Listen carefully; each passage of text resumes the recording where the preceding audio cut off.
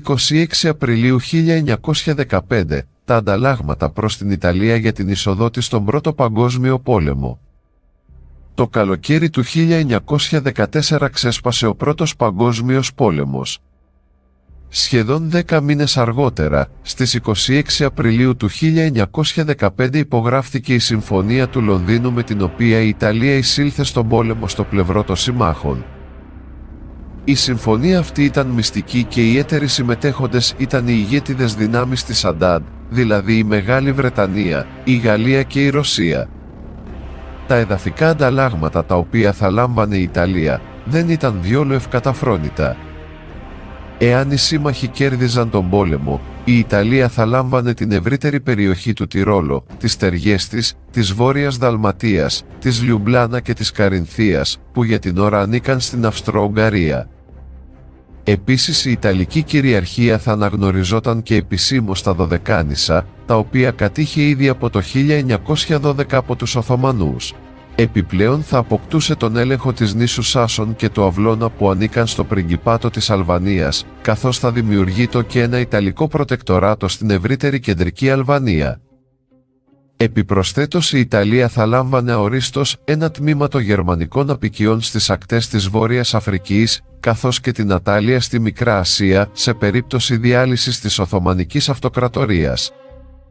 Παρομοίως και η Σερβία θα λάμβανε ένα τμήμα των Δαλματικών νήσων και ακτών, αν και δεν συμμετείχε στην παραπάνω συμφωνία.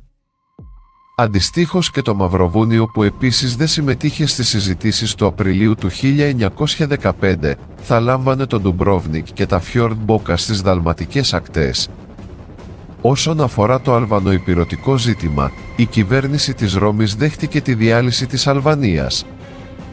Ειδικότερα, η Ιταλική κυβέρνηση συμφώνησε όπως η Βόρεια Αλβανία μοιραστεί μεταξύ του Μαυροβουνίου και της Σερβίας, ενώ η Νότια Αλβανία, δηλαδή η Βόρεια Ήπειρος, να προσαρτηθεί στο ελληνικό κράτος. Σημειωτέο δε ότι από την άνοιξη του 1914 είχε ανακηρυχθεί η αυτόνομη δημοκρατία της Βορείου Ηπείρου που θα τελούσε υπό την Αλβανική επικυριαρχία. Η προτινόμενη λοιπόν ενσωμάτωση της Βορείου Ηπείρου στο ελληνικό κράτος ήταν και το πρώτο δέλεαρ από τους συμμάχους προς τους Έλληνες για την είσοδο της χώρας στον Πρώτο Παγκόσμιο Πόλεμο. Επιπλέον, η Ιταλία κέρδισε την ουδετεροποίηση των θαλάσσιων στενών μεταξύ της Κέρκυρας και των ακτών της Ηπείρου. Με αυτή τη συμφωνία, η Αυστρο-Ουγγαρία ως μελλοντικά ηττημένη εξοβελιζόταν από τα Δυτικά Βαλκάνια. Η Ιταλία αποκτούσε σημαντικά προπυργία στις ανατολικές ακτές της Αδριατικής και η Σερβία αναδεικνύονταν στη νέα περιφερειακή δύναμη. Ωστόσο, επειδή τα επόμενα χρόνια τα δεδομένα άλλαξαν, η Αντάντ ενήργησε σαν η συμφωνία του Απριλίου του 1915 να μην υπήρξε. Όμως, τα όσα διημήφθησαν τότε αποτελούν δείγμα των προθέσεων των εμπλεκομένων για τις προθέσεις τους και των μέσων που χρησιμοποίησαν για να πετύχουν τις επιδιώξεις τους. Μετά τον τερματισμό του Πρώτου Παγκοσμίου Πολέμου, η ρωσική κυβέρνηση των Μπολσεβίκων δημοσιοποίησε τους μυστικούς όρους της Συμφωνίας του Λονδίνου του 1915.